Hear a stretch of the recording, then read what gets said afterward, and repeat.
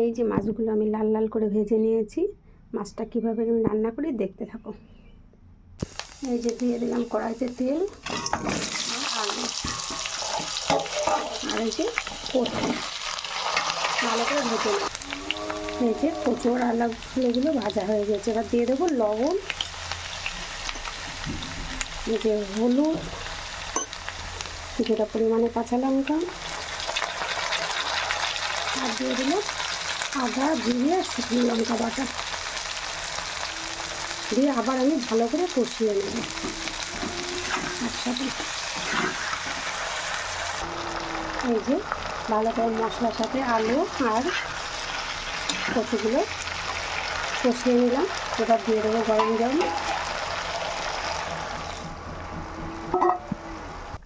এই যে মাছের ঝোলটা ফুটে উঠেছে। এবার আমি মাছগুলো সব দিয়ে দিলাম। এই যে মাছগুলো সব দিয়ে দেবো।